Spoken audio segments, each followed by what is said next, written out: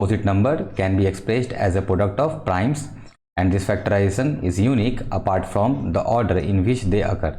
Now factorize a large number, say 32760. So 32760 equals 2 into 2 into 2 into 3 into 3 into 5 into 7 into 13 into 13. तो इस form में अगर इसको देखें हम लोग तो suppose that b is a prime number. If p divides a square, then p divides a is a positive integer. तो ऐसा हम लोग पहले देख भी चुके हैं कि √2 जो है उसको हम लोग फाइंड आउट भी किए, √3 की वैल्यू फाइंड आउट किए थे हम लोग। √2 भी जो है वो इरेशनल नंबर होगा। और अगर इसको प्रूफ करना हो तो सिंपल हम लोग इसको ऐसे कर सकते हैं कि assume that √2 is rational number, then we can write √2 is equal to a by B के फॉर्म में ऐसा लिख सकते हैं हम लोग। तो where a and b are coprime, ये हम लोग को पता है। तो √2 equals a by B where b not equal to 0, squaring both the sides 2 is equal to a square by B square. So 2b square is equal to a square.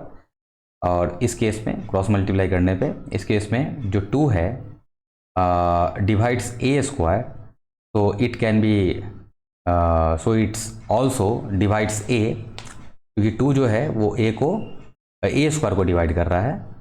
तो इस case में अगर 2 a स्क्वायर को divide करेगा, क्योंकि हम लोग को पता है कि स्क्वायर जो होगा इवन नंबर का वो ऑलवेज इवन होगा। तो अगर a स्क्वायर जो है वो इवन नंबर है तभी 2 से डिविजिबल है, यानी कि इसका जो a का वैल्यू होगा वो भी क्या होगा, इवन होगा। तो इस केस में इसका मतलब ये हुआ कि जो 2 है वो a स्क्वायर को भी डिवाइड कर रहा है और a को भी डिवाइड कर रहा है। So we can write a is equal to 2c, क्योंकि a जो है वो इवन फॉर्मेट में आ जाएगा तो वो इवन नंबर होगा for some integer c। c की वैल्यू हम लोग 1 2 3 4 ऐसा पुट कर सकते हैं। सेम यहाँ पे कि अगर हम लोग इसको सब्स्टिट्यूट करें for a, we can get 2b square is equal to 4c square, that is b square is equal to 2c square. Now ये 2 डिवाइड्स b स्क्वायर, तो सेम इस प्रिंसिपल से 2 जो है वो b स्क्वायर को डिवाइड कर रहा है। तो when 2 divides b square, it means that b is also an even number. So this creates a contradiction that a and b have no common factors other than 1. So इस case में this contradiction has arisen because of our wrong assumption.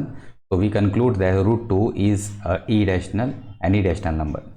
क्योंकि इस case में हम लोग देख सकते हैं कि बेसिकली a और b जो हम लोग का एजम्पशन था ये दोनों का दोनों इवन हो रहा है, और इस केस में जो है इसका जो कॉमन फैक्टर है वो 1 के अलावा कोई है नहीं।